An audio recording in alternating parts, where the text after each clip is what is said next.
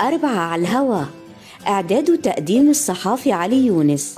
كل يوم خميس ابتداء من 18 أيار الساعة 4 العصر. 4 على الهوا برنامج بيناقش أفكار موجودة بالمجتمع بين طلاب جامعيين. مرات وجهات النظر بتتقارب ومرات بتتعارض، وهون بتبلش مع معد البرنامج حكاية النقاش والحوار وإبداء الرأي. انطرونا على شاشة الشبكة الإعلامية تايم نيوز LB. بث الحلقة بشكل أساسي صوت وصورة حيكون على صفحة الفيسبوك والموقع التابع للشبكة وقناة يوتيوب.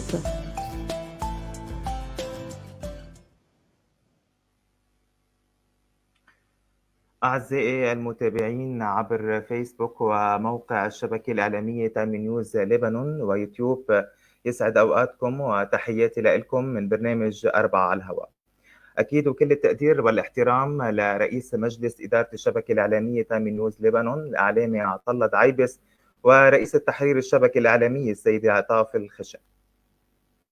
4 على الهواء بحلقته الأولى رح نتناول فيها مفهوم الحرية بواقع اليوم، وكيف عم يتلقى في الجيل الجديد مفهوم الحرية، وكيف عم تكون ممارساتهم تحت شعار ولواء الحرية. في عرض لوجهة نظر تتوافق فيها الآراء أو تختلف. نحو عالم سريع مضى شباب لمواكبة التطور الكبير في ظل العولمة والانفتاح، ما أفسح لهم المجال في التعبير عن آرائهم بحرية. وهنا يكمن النقاش حول هذا المفهوم الكبير للحرية، حيث تختلف الآراء انطلاقا من تجارب وقراءات طلاب جامعيين. وعطفا على ذلك معي داخل الاستوديو طلاب باختصاصات متنوعة من جامعة يوزال جامعة العلوم والآداب اللبنانية. الطالب محمد ديب اختصاص تربية بدنية، الطالبة ليلى كسرواني اختصاص علاقات عامة، والطالبة هبة دهيني اختصاص إعلام مرئي ومسموع. أهلا وسهلا فيكم. شكرا أستاذ علي على أهلا فيك. بما أنه كنا وبلشنا بسياق الحلقة عم نحكي عن واقع الحرية ونظرة الشباب لإلها، أنتوا اليوم كشباب وصبايا كيف عم تتلقفوا هيدا المفهوم أو مفهوم الحرية، أو بمعنى أصح شو بتعني الحرية بالنسبة لكم؟ رح بلش معك محمد. شكرا أستاذ علي على الاستضافة، مرحبا للجميع. أهلا. الحرية عنوان كتير عريض كتير واسع. أدق التعريفات الهيجلي نسبة للفيلسوف الألماني هيجل أن كل حرية بما هي نوع من تحديد الذات. هي ليس هي مش تحديد خارجي، لأنه بدها تصير هون نوع من القمع ونوع من النوع القهري، يعني تصير قهرية.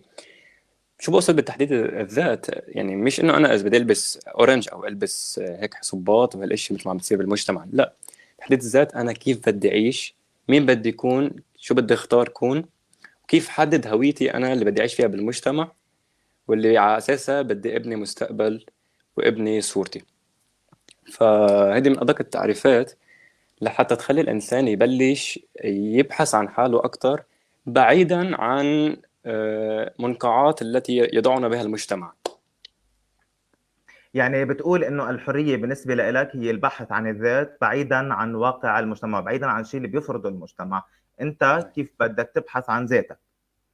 صحيح، هي الخروج من سجن النفس والذات.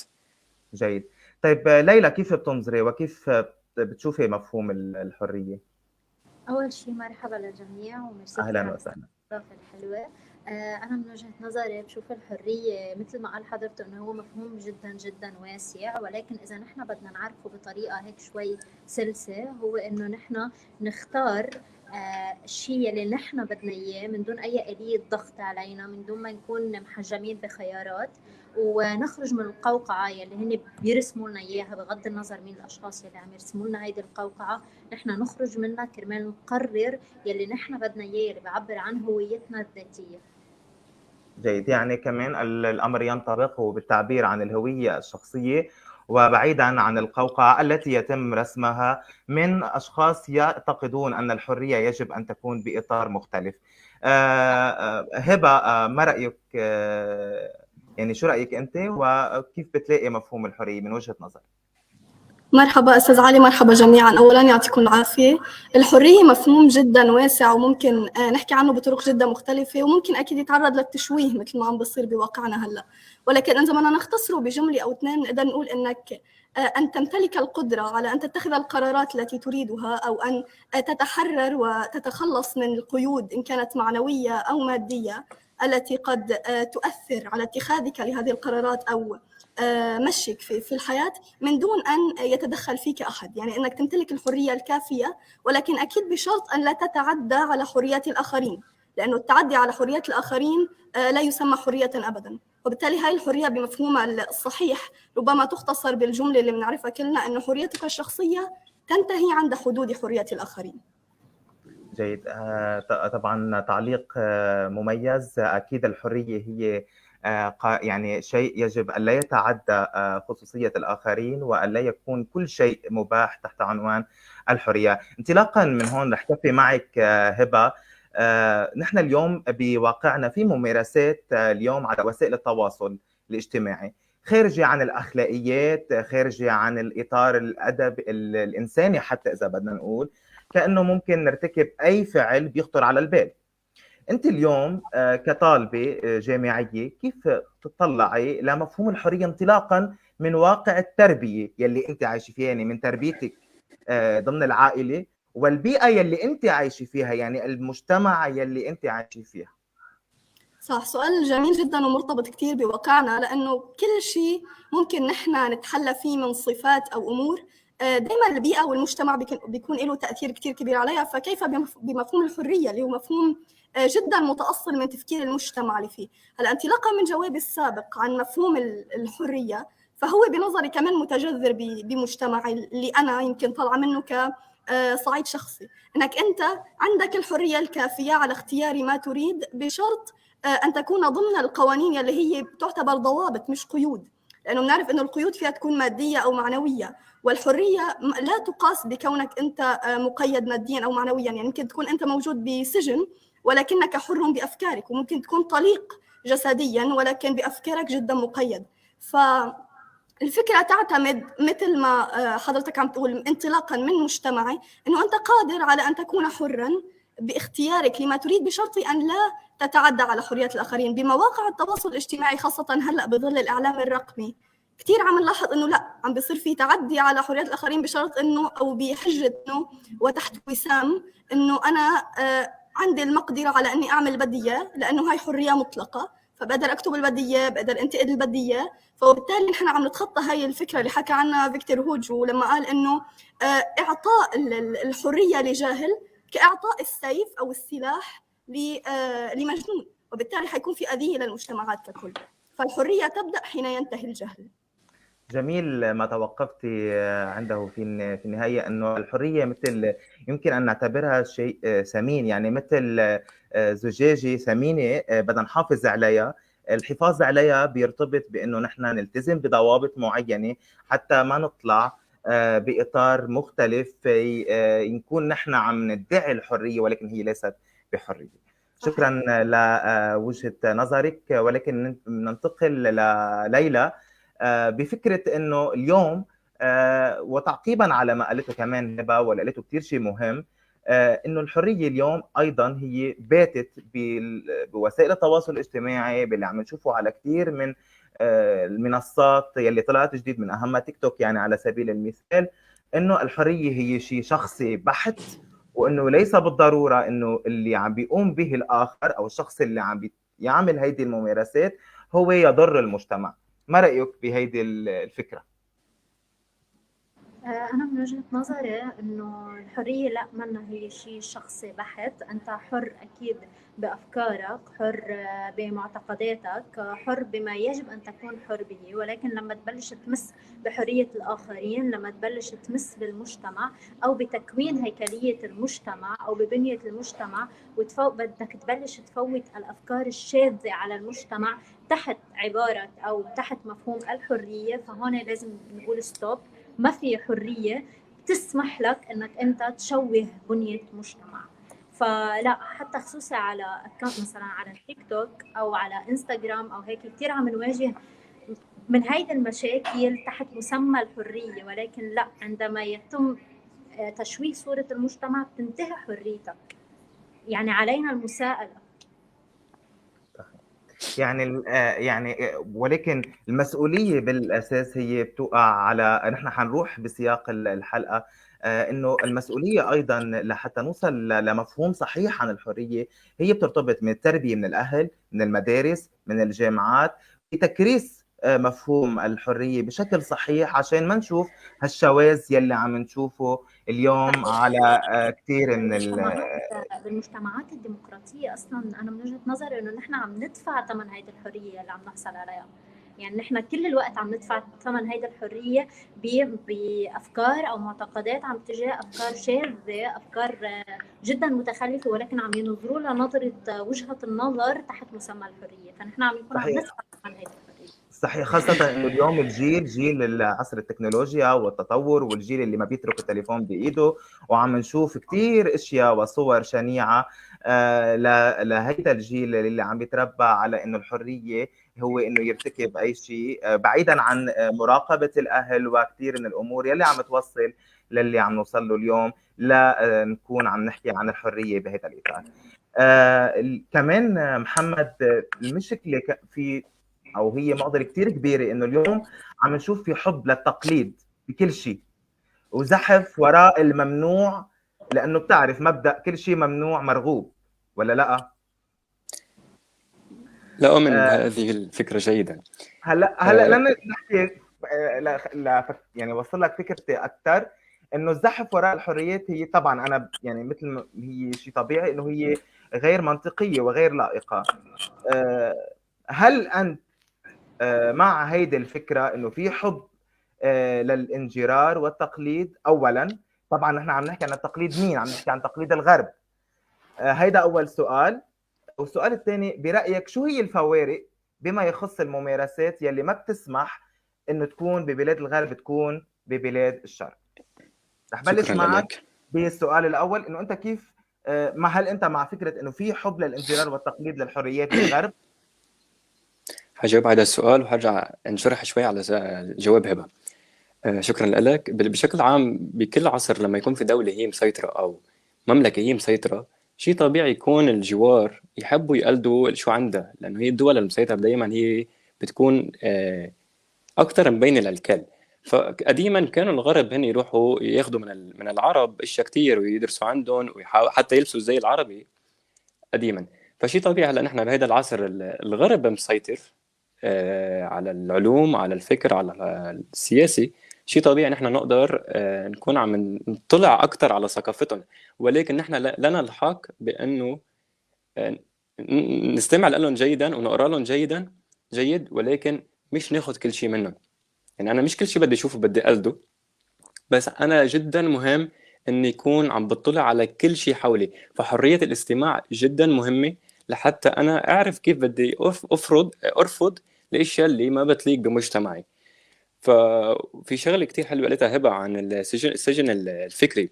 كتبت شغلة أنا من فترة: يولد الإنسان داخل 3 سجون: سجن الرحم، سجن الحياة، وسجن الأفكار أي العقل. سجن الرحم كل حدا مستمع هلأ هو تخلص من سجن الرحم. سجن الرحم فترة صغيرة بيخلص منه الواحد. سجن الحياة بيطلع منه الإنسان بيتحرر هو لما يموت. ولكن المشكلة إنه الإنسان يخلص من أول سجن اللي هو سجن الرحم ويتحرر من السجن الثالث اللي هو سجن الحياة، ولكن ما يتحرر من سجن الأفكار، لأنه الإنسان هو سجين أفكاري.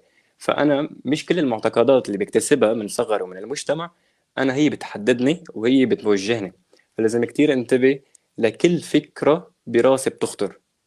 فمنطلق كتير حلو. فالتحرر هون كمان صار تحرر ذاتي من الغرائز، وهذا بما يعني يتماشى مع الدين. لهيك كمان لا يوجد حرية مطلقة كما تعرف حرية مطلقة، لأنه أنا لي حقوق وأنت لك حقوق. طيب حقوق من هي اللي بتمشي على الثانية؟ أنا حريتي بتمشي على حريتك أو أنت حريتك بتمشي على حريتي؟ فهم بده يكون في توافق، يعني في حدود أنا بدي انتبه لها وأنت بدك تنتبه لها لحتى نتعايش، لأنه الإنسان ليس كائن بهيمي يعني عايش لحاله، لا، نحن عايشين ضمن مجتمعات أصبحنا متطورين كما يقولون يعني. فهيدي أول نقطة حبيت أعلق عليها. بالنسبة للتقليد بدنا ننتبه كتير، لأنه الإنسان للأسف أصبح صعب هلأ يبتكر، بطل في ابتكار لأنه كل شيء صار موجود بكثرة.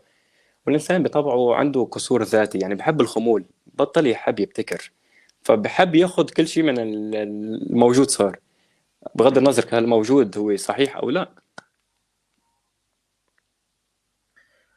ولكن هون عم نحكي لما نقول حب التقليد بالحرية، أنت كيف تطلع على مفهوم الحرية؟ إنه عم نشوف عم نقلد أشياء مش مزبوطة ونكرسها بالمجتمع. يعني مثلا أفكار سوداوية ضبابية. مثلا حأعطيك مثال على الواقع التيك توك اليوم اللي شفناه بآخر فترة، إنه بصير في حفلات تهريج وتخويف برا انعملت بلبنان بمساحة جغرافية، واللي صار انه توفى الطفل نتيجة الرعب والذعر اللي حصل له. يعني هل نحن هل قد وصل فينا لحب التقليد من دون التفكير بالمخاطر يلي عم نرتكبها؟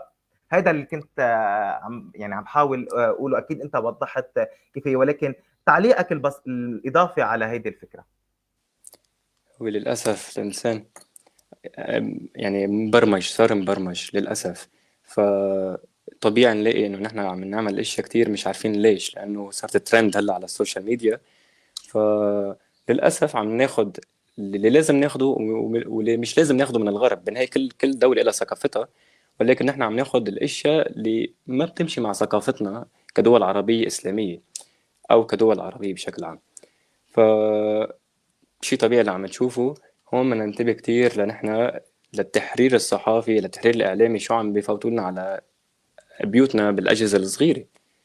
فنحن مش قادرين نقول للخارج إنه وقفوا عن هالأمور، بس لكن نحن بدنا نحاول نعمل توعية للأمور اللي عم نقلدها للأسف كتير سخيفة وكتير غير أخلاقية. يعني فينا مثلا نشوف توعية من قبل الجامعات أو إدارات الجامعات، مثلا طلاب بيقوموا بحملات توعية حول هذا الإطار، خاصة يلي بمجال الإعلامي. يعني هن بيقدروا يعملوا كثير من الندوات أو خلال بالحرم الجامعي أو بالصالح الجامعي. ممكن يكون في تكريس لهيدي يعني هيدي الأمور بهذا الإطار.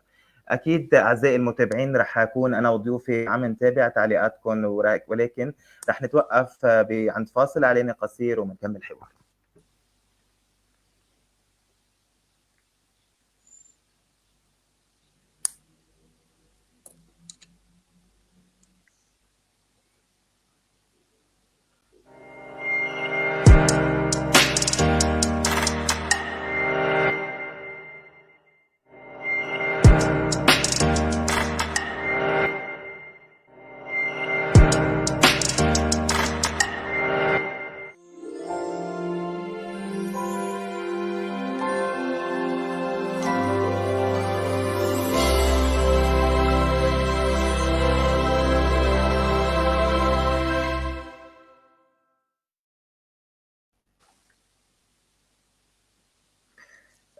رجعنا من الفاصل الإعلاني ومنتابع مع بعض التعليقات الموجودة هون لحتى نعقب عليها.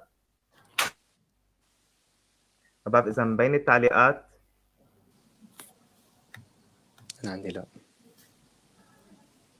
طيب نرجع على هيدا التفصيل ونكمل حوارنا معكم. طبعا اليوم عم نعيش أنواع حرية. نحن في عنا حرية كتير، من حرية اتخاذ القرار، حرية التملك، حرية الاعتقاد، وكثير من الحريات. ولكن طيب بما أنه توقفنا هون عند التعليق، رح أرجع بعدين للسؤال. أرغب بطرح الأسئلة التالية على ضيوفكم المميزين. ألا يجب الفصل بين تناول الحرية المرتبطة بالمواضيع الصغرى كطريقة اللباس أو قصة الشعر أو طريقة الزواج ديني أو مدني، مقابل المواضيع الكبرى مثل الاستقلال عن نمط استهلاكي عالمي تفرضه الشركات على الأفراد في العالم أجمع، أو القدرة على تطبيق معتقداتنا الأساسية على مستوى عالمي؟ السؤال الثاني بيقول: ألا تجدون بأن مفهوم الحرية قد تم اختطافه وربطه بمسائل تافهة مقارنة بالمسائل العظيمة؟ وأخيرا، ألا ينبغي نبدأ من السؤال الأول. محمد، شو رأيك باللي قاله السيد علي كنعان؟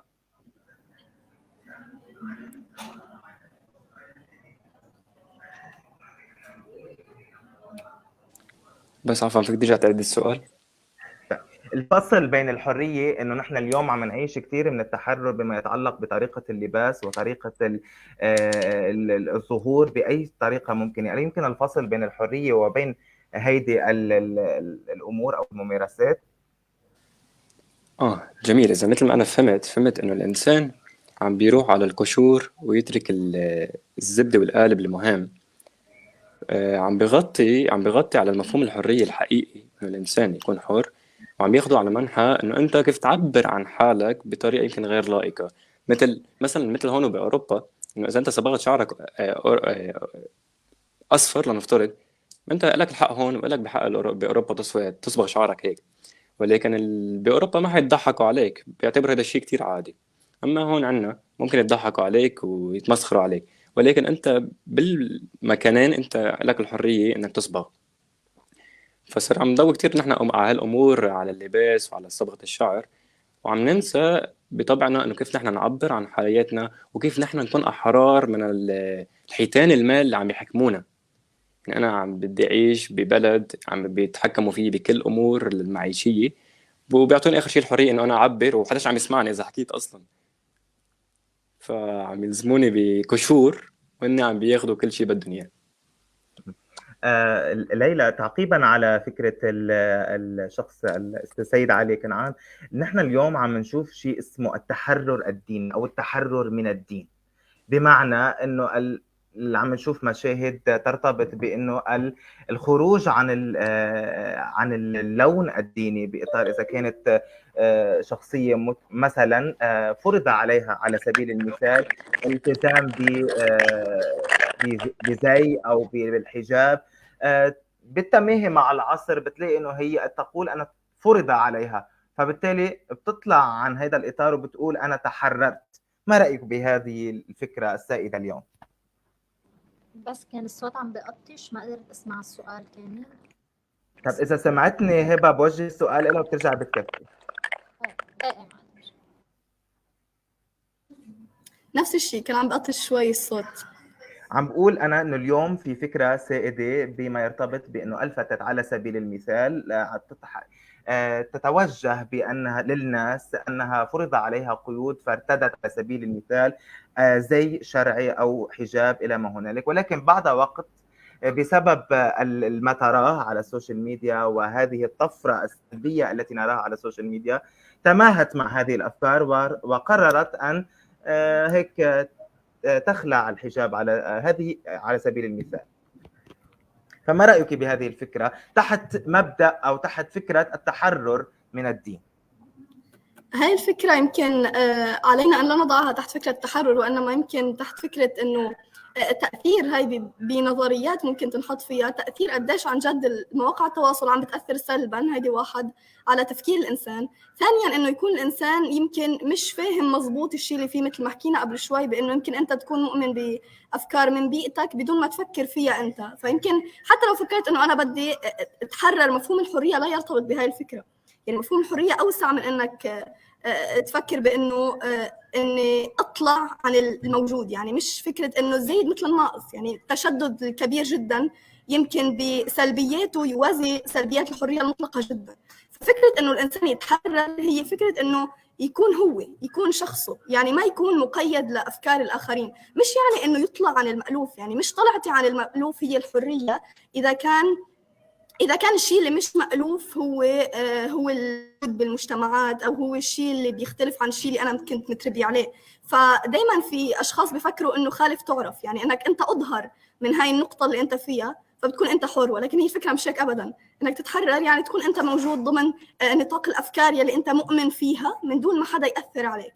فلا، بهلا العالم الرقمي المسيطر صرنا يعني خاصة بالإعلام الرقمي ومواقع التواصل إنه لا، أنا بدي أتحرر، يعني بدي أطلع فوق المألوف حتى ولو كان هيدا ما فوق المألوف وخاطئ. فهي الفكرة الخاطئة جدا يلي عم تنتشر. جيد، شكرا لرأيك الشيق والجميل. ننتقل ليلى. نحن اليوم ليلى عم نعيش أنواع من الحرية بنعرفها كثير: حرية الاعتقاد، حرية التملك، وحرية اتخاذ القرار. لكن بس نجي على أكثر الحريات يلي عم بيتم من خلالها في تكريس للأذية بكافة الطرق، اللي هي عم نحكي عن حرية الرأي والتعبير.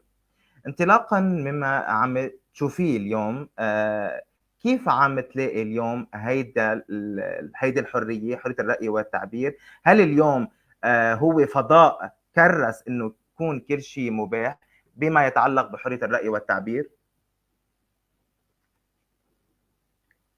ليلى؟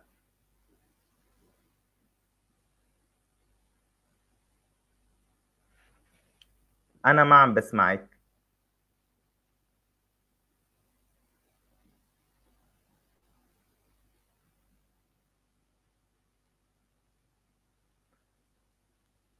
طيب لحتى يكون مشي الحال مع ليلى رح ننتقل لك محمد بنفس السؤال. اليوم عم نشوف في يعني بس نجي على مبدأ أو حرية الرأي والتعبير. ما سمعني؟ معك. فعم نشوف انه حريه الراي والتعبير فيها نوع من الاذيه، نوع من انواع كثيره كمان. ولكن برايك هل حريه الراي والتعبير اليوم هو فضاء كرس انه يكون كل شيء مباح انطلاقا مما اللي عم تشوفه اليوم؟ هون بدي يفوت سؤال كتير جيد. أنا عندي الحرية أعبر بأي طريقة بدي إياها عن رأيي، صحيح؟ رسم كاركتوري، رسم شو ما كان، يعني يمكن أنا أعبر بطريقة كتير سلبية، ولكن أنا إذا بتعبير عن رأيي أنا، يمكن بالشخص أو بالقانون المعين أنا بدي أذي غيري أو بدي أهين أو أعمل شتيمة، هل هيدا تعبير عن الحرية؟ هل تعبير رأي حرية هيدا؟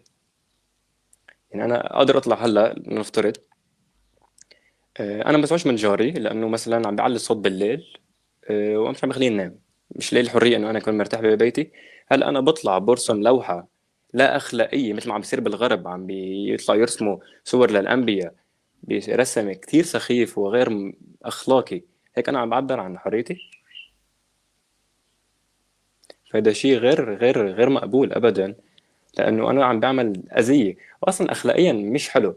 حلو التعبير عن رايي يكون بطريقه حلوه، بطريقه ترضي الطرفين، لانه كمان انا اذا بدي اعبر عن رايي وانا لي وجهه نظر مختلفه لحتى انا اكون جهه يعني بقدر غير بالطرف الثاني، انا بدي اكون بطريقه كتير محترمه عم بعبر. انا اذا بدي اجي اهينه ولا ممكن انا اعمل تغيير بسيط، بالعكس هو حيتشبث بافكاره يمكن المؤذيه. يعني جاري اللي عم بيعلي الموسيقى بالليل لما يشوفني انا عم برسم رسمه مش حلوه عنه، وعم بكتب انه جاري مزعج ورسمي نفترض عم بشبهه بحيوان، حيصير يعلي الصوت اكثر بالليل. يعني انا ما وصلت لحل، انا وصلت لتفاقم المشكله. هذا اكزامبل صغير، يعني مثال صغير. طيب اليوم هبه، يمكن المشكله يبدو المشكله يمكن مع هبه. عم تسمعيني؟ ايه عم بسمعك، تفضل. اوكي. اليوم بما انه نحن وصلنا لفكره انه في مفهوم وتكريس خاطئ للحريه لدى المجتمع العربي وبشكل عام او اللبناني بشكل خاص، انت تعقيب بسيط على هذه الفكره يلي تمادت اليوم؟ صح تماما، مثل ما حكيت انه بالعربي بشكل خاص واللبناني بشكل العربي بشكل عام عفوا واللبناني بشكل خاص، ولكن ممكن كمان نلاقي في تفاوت. يعني مش كل الشعب العربي او كل الشعب اللبناني مؤيد لفكره تكريس الحريه بهذه الطريقه، ولكن اذا من الحريه مفهوم جدا رائع اذا عن جد استعملناه بطريقه صحيحه وعن جد طبقناه بطريقه صحيحه، لانه هو من يبينك على انك انت، يعني كاستاذ علي انت بحريتك، بحريه افكارك وبالطريقه التي تفكر فيها، والا كيف سيستطيع اي احد منا ان يترك اثرا بطريقته ان يكون حرا بافكاره؟ ولكن حلو انه مع تكريس الحريه او مع اعطاء هذه الحريه القيمه الجيده لها، انه نربطها بشيء ثاني بقيمه جيده جدا وبقيمه لازم تكون دائما متواجده، الا وهي المسؤوليه. لانه طالما بتكون عاده الحريه مرتبطه بالمسؤوليه، فدائما راح تكون ماشي بالطريقه الصحيحه، انه انا مسؤوليه ذاتيه عن إني ما أذي نفسي ومسؤولية اجتماعية على إني ما أذي غيري، بإني أمشي بالحرية بالطريقة الصحيحة اللي حكينا فيها.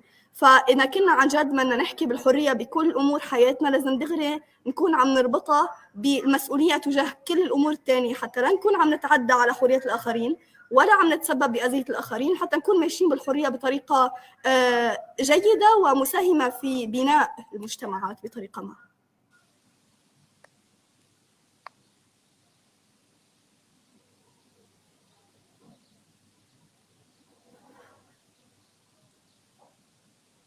أستاذ علي عم تسمعني؟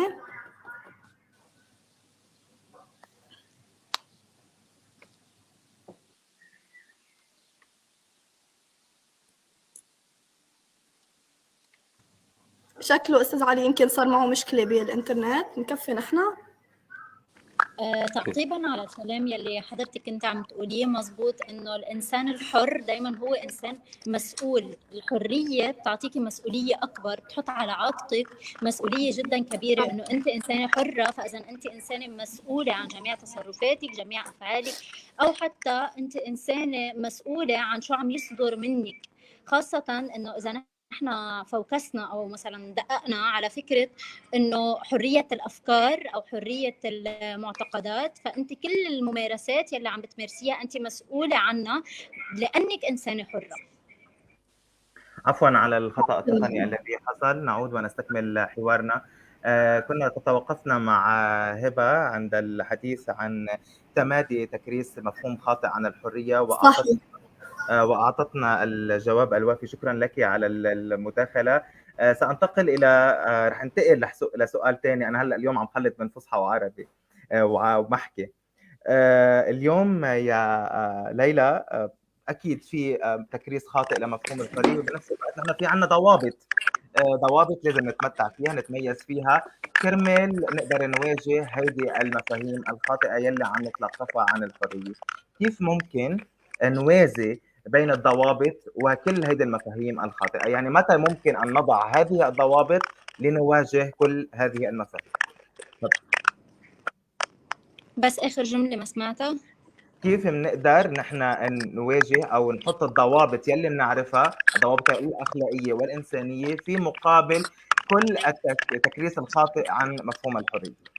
اوكي، هلا لما راح الانترنت من عندك انا قدمت مداخله صغيره وقلت لها لهبه انه اي انسان حر فاذا هو انسان مسؤول عن جميع تصرفاته وعن جميع ما يصدر منه.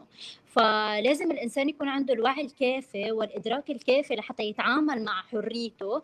ومثل ما سبق وقلت لك انه نحن عم ندفع ثمن هذه الحريه لانه الاشخاص ما عم يعرفوا يتعاملوا مع الحريه وما عم يعرفوا يحدوا من المفاهيم الخاطئه او من التعريفات الخاطئه يلي عم تنتشر عن الحريه. عم نفهم الحريه بطريقه خاطئه فاذا عم نمارسها بطريقه خاطئه. فيجب الادراك والوعي على الوعي بالحريه، وعي انه نحن نكون واعيين لتصرفاتنا، واعيين لكيفيه ممارسه حريتنا كرمال نبني مجتمع سليم بعيد عن جميع المفاهيم الخاطئه والمفاهيم المؤذيه والمشوهه لبنيه المجتمع. جيد. إذا وصولا للختام وجوهر الحلقة، نقدر نقول إنه الحرية هو مفهوم صحيح وجوهر مهم نحن بنقدر نحافظ عليه، ولكن تكريسه عم بيكون خاطئ. بيحتاج لكل من تقع عليه المسؤولية بالحفاظ على المبادئ من أهل، من مدارس، من جامعات، وإعادة النظر له من خلال التربية والتعليم، وكمان عدم مقارنة الأفكار الموجودة بالغرب كما تفضل محمد وشرحها لنا بالتفصيل، وتكريسها بالمجتمعات العربية، لأن بالنهاية أكيد مثل كمان ما نهت ليلى أنه في ضوابط وخصوصية معينة، وهي خصوصية أكيد لكل بلد خاصة بمجتمعاتنا العربية.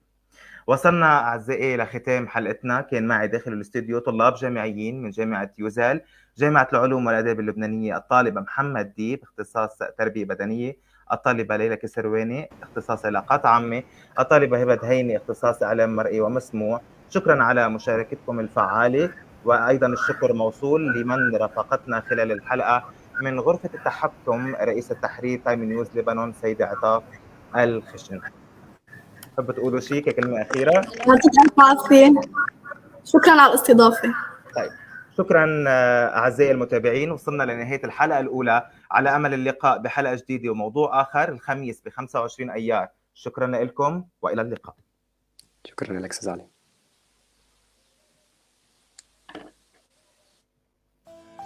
4 على الهوا، إعداد وتقديم الصحافي علي يونس، كل يوم خميس ابتداء من 18 أيار الساعة 4 العصر.